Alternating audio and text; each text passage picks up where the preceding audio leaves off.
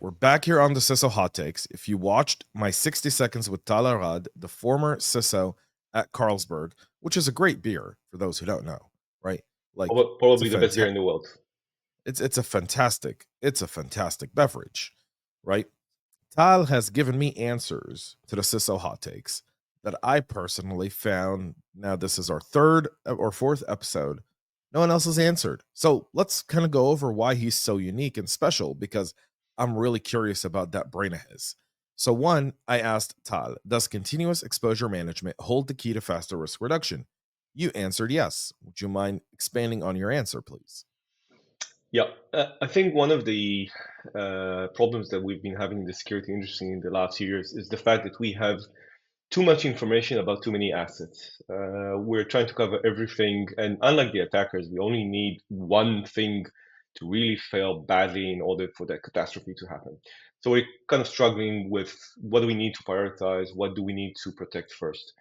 And traditionally, you look at things like vulnerability scanners and give you a horrible CVE score, right? You got a 10.7 patch it now or the world will end kind of approach, but you don't really know whether you're covering the right spot or not, right? It could be that that specific asset is not really facing the internet, or if it is facing the internet, it's on critical systems. So if it goes down, nothing really happens. So we're kind of spending a lot of resources and time, but not necessarily in the right places. What continuous exposure management can help you do is actually pinpoint what it is you need to focus your attention on now, right? You need to see whether you have, let's say, if you look at Carlsberg, for example, you have manufacturing sites which are exposed to the outer world, which is pretty bad. You need to look whether you have assets that are super critical and have really high exposures at this point in time, and you need to fix them immediately. On the other hand, you might be able to understand also what happens in your internal network or internal assets. So let's say that someone breached your external perimeter, and then you have a combination of assets that allow very easy lateral movement. That's another thing that you can get from exposure management. So that combination allows you to focus your attention, to use your assets properly, and maybe to limit your attack surface and the risk of someone moving around the network without you being able to stop or detect it. Yeah, I 100% agree with that point of view, by the way, and I think you're absolutely right. We've got to become more proactive in security, and that's what continuous exposure management allows us to do. Yeah, It allows us to become proactive rather than reactive. true. So on question number two, you gave a very interesting answer and different thus far. Is AI more advantageous for attackers or defenders? And you actually picked defenders. So I'd love to hear from you why you think defenders have more advantage with AI. I'll start with a disclaimer saying for the time being, that's probably going to change. But I feel that with the current level of maturity that you get from AI, you can still use it as a defender better than an attacker.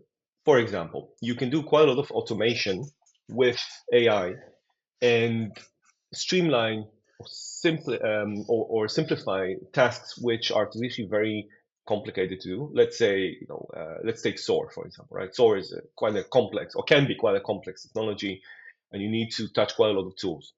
There are already options out there using AI or LLMs that can allow you to simplify these kind of tasks and react faster, better, more efficiently.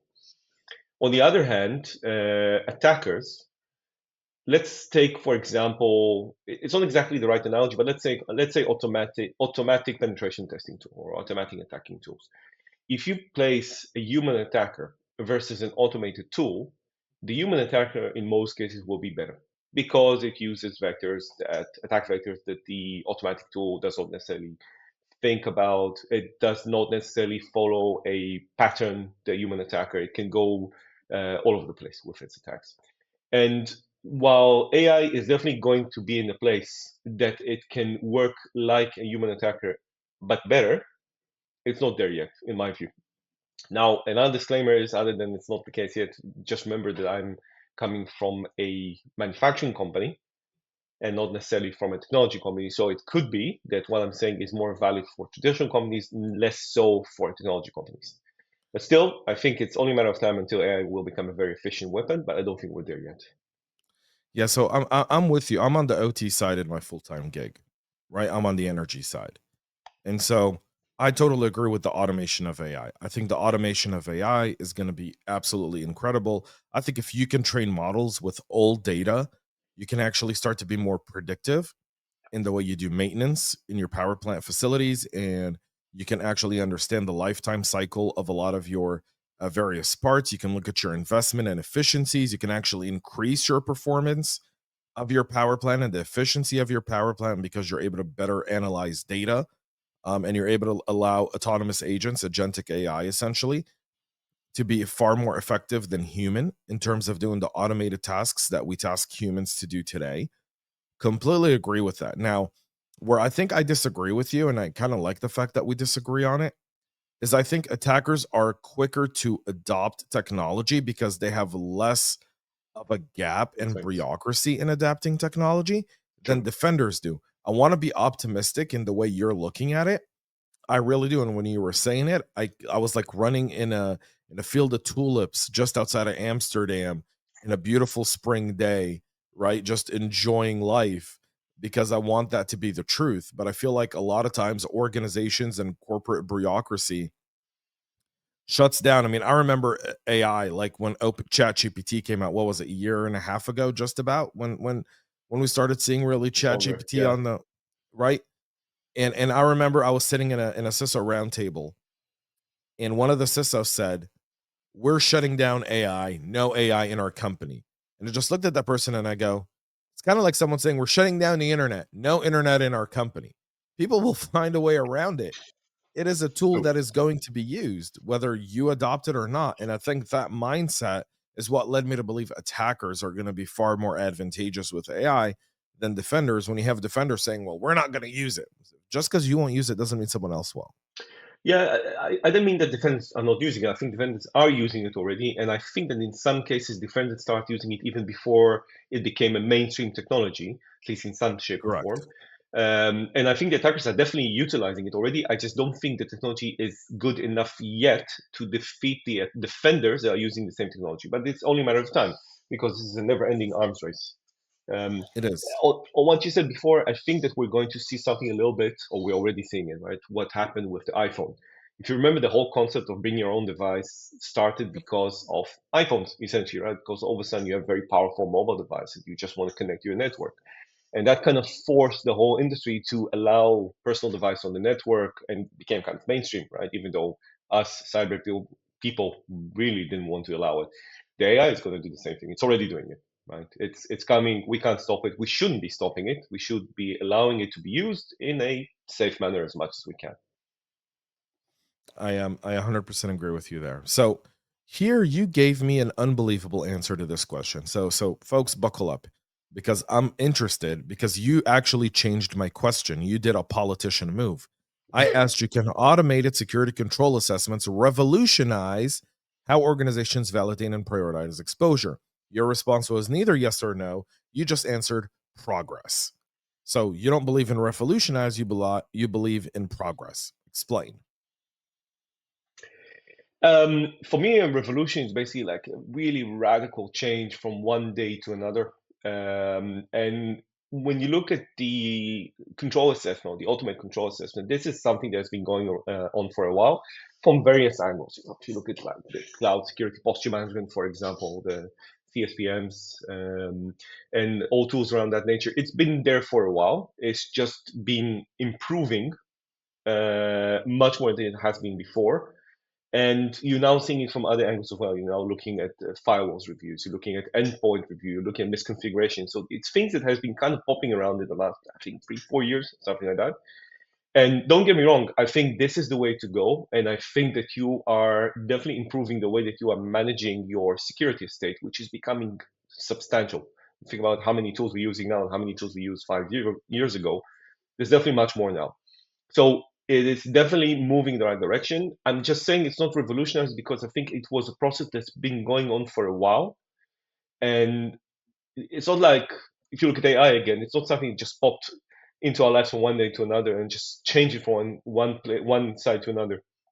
It's basically just a gradual or semi-gradual process that has happened in the last few years. That's why I don't think it's a revolution, but I definitely think it's a progression that we need to push further as an industry. I like that answer, and I appreciate you actually backing up your statement logically. Thank you very much. Very rare for those who know how much that rare that is. So now we're going to go to question number 4. I asked you, do centralized workflow truly eliminate bottlenecks in security processes? You said reduce but not eliminate. Again, play on words. Once again, are you running for office? As a former CISO at Carlsberg, Tal, I should ask you, are you planning a political career? Absolutely not. That's probably the last thing I'll do in my life. You sound like a politician when you say that. I'll never run for office. Yeah, Tomorrow not I'm gonna happening. see Tal Arad for Congress. The So you said minister of reduce cyber. Yeah, the minister, the global minister of global cyber. minister. Yeah, I can do that. Global cyber star. Yeah, I can do that. Yeah, the global cybers are just Yeah. self-appoint yourself and then just Yep. just That walk will into work. random buildings. Do you know who I Absolutely. am? So you I said mean, reduce. Talk yep. to me about why you think centralized workflows truly reduce bottlenecks in security processes. I mean, the fact that you're using central workflows means think that you also have global security management, which means you're looking at all the issues that you're trying to mitigate or to improve from a central point of view. So you know what you need to prioritize. You see which teams you need to push a little bit, which teams you need to assist more, which teams need more instructions. And assuming that you do your job properly, then from that point of view, central workflows definitely assist in that, right? At any given point, you know what your priorities are. Going back to the previous questions, right? You can put your resources when you need to do, where you need to put them. You need to spend or you can spend your time more efficiently, etc. So from that point of view, it's definitely improving the way that you are fixing issues and the way that you engage with teams. Whether it's eliminating everything, it wouldn't. Because not because of the tools or the technology, but because there's always going to be a backlog. There's always going to be someone who's going to stand in a workflow saying, actually, no, I'm not going to do it in this specific release. I'm going to do that in the next, I don't know, 5 iterations because I have something more important to do. And then you need to go and talk with the product owner and the project manager and the management responsible for that. So there's always politics involved in this or human behavior, which technology will not solve. So that's why I'm saying it will definitely reduce and make it more efficient. It will not eliminate bottlenecks. Bottlenecks will always be there as long as human beings are running this. Well, and I think even if machines run it, we'll still see bottlenecks, just to be Probably clear. because humans Um, program them. So probably, yeah, yeah. there'll be some logic problem there that would just stick the machine, and one machine would look at the other machine. It's kind of like if you've ever And seen the they'll do video that. of the autonomous cars, like one's trying to turn left, one's trying to turn right, and they're both like, "You go first, no, you go first, no, you go Yeah, first, no, you go first, no, you go first, no, you," and they're trying to negotiate between them. Um, absolutely. I, I could support that. And your final answer was, does runtime validation prove we're failing at secure code in development? You said no. So I'd love to hear your answer to that. Uh, I think it's a wrong way to view it as a failure, right? Because if you're saying we're failing in secure code in development, that means that you assume we can reach 100% security in AppSec or in any other field, right? It's not possible. We're never going to have 100%. And that's why security is built like an onion, right? You have multiple validations along the process, and in the development process, it's not different than the other areas. It might be a bit more difficult. If you look at it realistically, on the OS top 10, they have been more or less the same with some changes in the last 30 years, right? So it's not an easy field. But the technologies are much more advanced. The security or embedding security in the development process is much more seamless than it used to be. People actually want to develop security in most cases.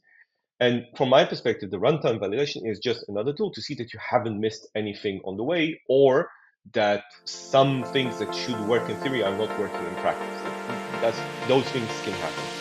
So it's definitely not a failure. It just means that you might have missed something or you might have built something that works in theory okay, but when you actually run the thing in production, that's what you does what it need to do.